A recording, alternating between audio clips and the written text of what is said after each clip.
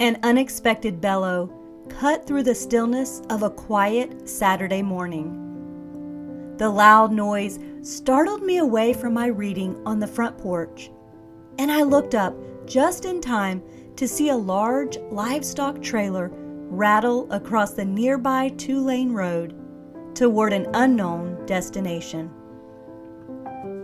My eyes followed the cattle hauler until it disappeared from sight. Was the cow in pain? Was she confused, clamoring for attention, or crying out against a journey she'd been conscripted for against her will? Perhaps she was moving to a greener pasture, and with the transition complete, she'd be more than happy to accept the change. But I knew another alternative was possible as well. Maybe she would soon be auctioned off to the highest bidder, and her life would become the ultimate sacrifice. Oh, friend, even though I have no idea what happened next, this experience reminded me so much of the life journey you and I take as well, especially when we are confined to a path we don't want to explore.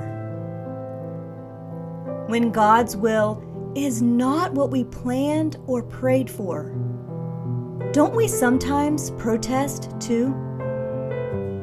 Not with a pain-laden bellow from the back of a livestock trailer, but maybe from the deepest places of our collective souls.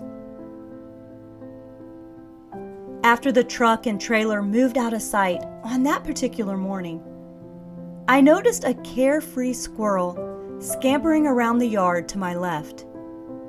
Down the fence line, up the pecan tree, across the branches, and back again.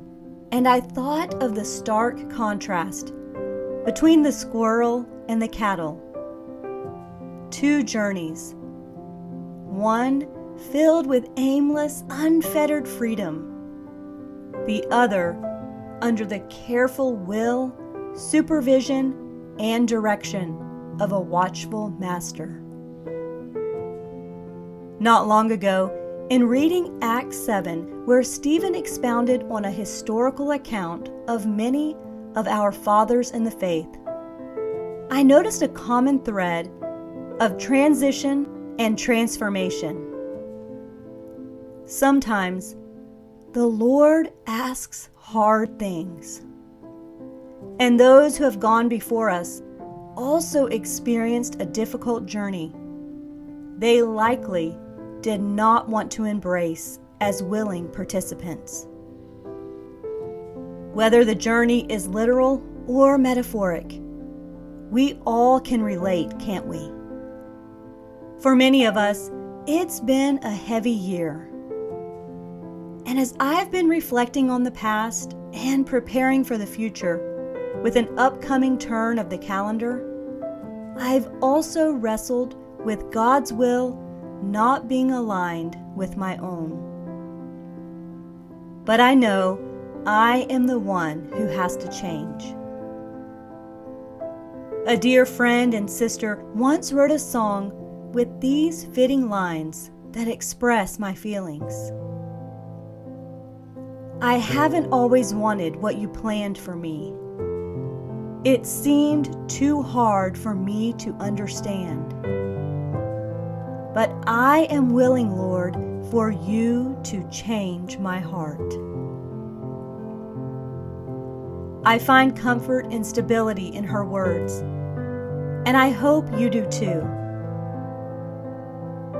When God's will isn't what you planned or prayed for, ask Him to change the desires of your heart. Ask Him to help you see beyond the pain into the possibilities of what His greater plan will afford. I am going to do the same.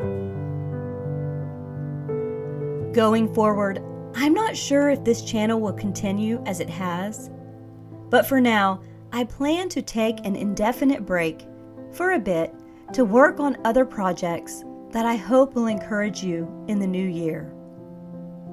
I may be back in February, or maybe not. I'm not sure yet. But I want to thank all of you for your support and let you know how much I appreciate you. And in closing, I'd like to leave you with these words from 1 Peter 5, verse 10. But the God of all grace, who hath called us unto his eternal glory by Christ Jesus, after that ye have suffered a while, make you perfect, establish, strengthen, and settle you.